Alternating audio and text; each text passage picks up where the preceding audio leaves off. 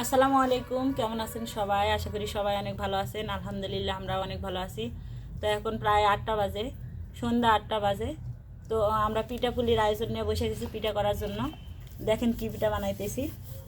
এই তো এগুলো খামির মারা ছোটো ছোটো করে গ্লাস দিয়ে কেটে নিছি। এখানে এই যে দুধকুলি পিঠা বানাইতেছি।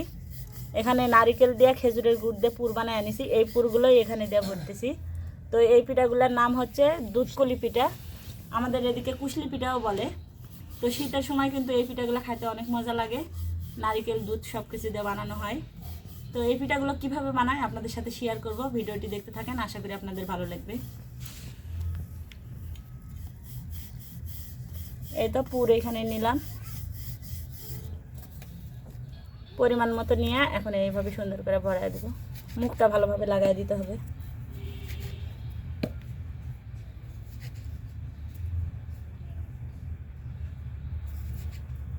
এই তো আমাদের এইদিকে শীতের সময় সব বাড়িতেই মেয়ে জামাই আত্মীয় স্বজন আসে, আর আসলে কিন্তু এই পিঠার ধুম।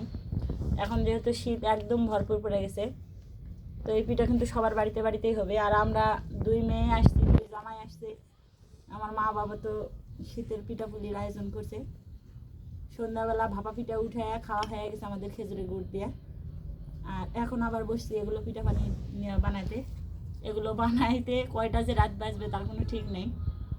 এগুলো বানানো শেষ হবে, তারপরে ভিজাবো, সব কিছু রেডি করতে করতে হয়তো অনেক রাত হয়ে যাবে। তো আপনাদেরকে দেখাবো, দেখতে থাকেন। অনেক সময় লাগে এগুলো পিঠা বানাইতে, আর মানুষ বেশি হলে কিন্তু বানাতে ভালো লাগে।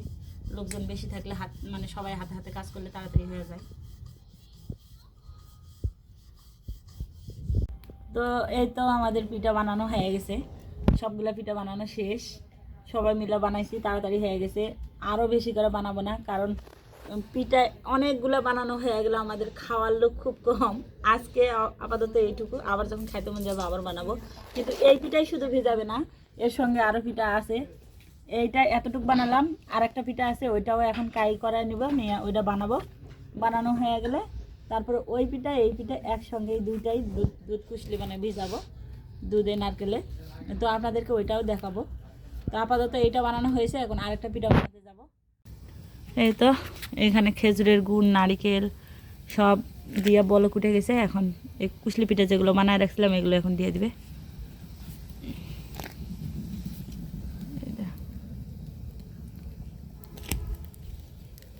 এগুলো পিঠাগুলো এখন এখানে দিয়ে দিচ্ছে।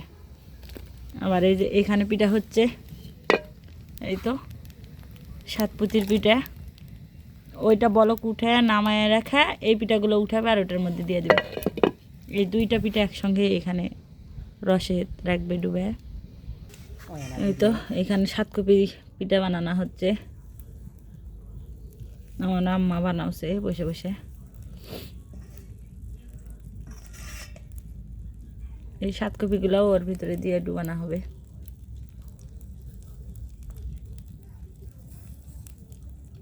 এখান থেকে তুলে এই যে এখানে দিবে। অলরেডি কয়েক সার তুলে দেওয়া হয়ে গেছে।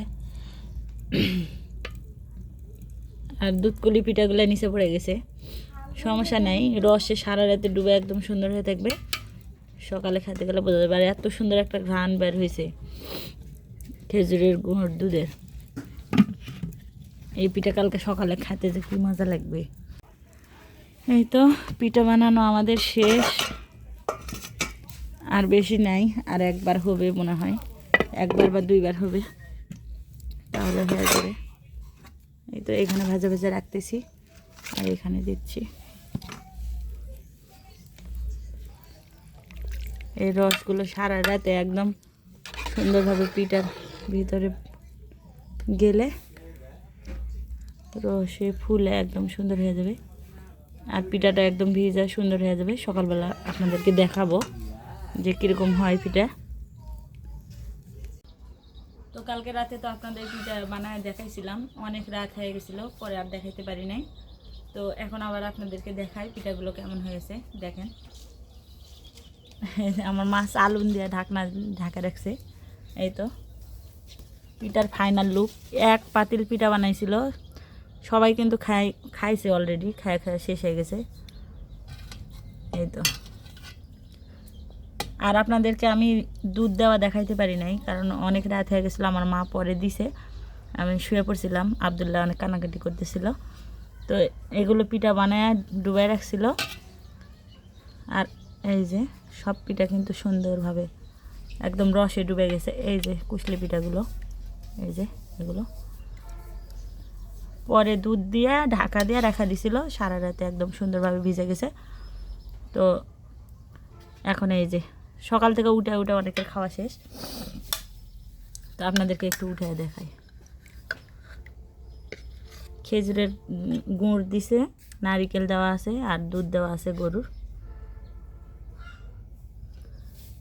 আর বলতে পারেন এত ঝোল কেন, কিন্তু এই পিঠার কিন্তু ঝোল খাইতে বেশি মজা লাগে।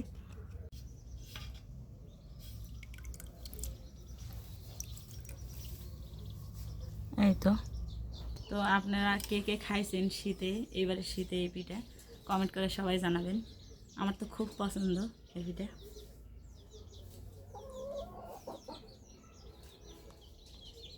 একটু খায়া দেখি। এই তো বিসমিল্লাহ।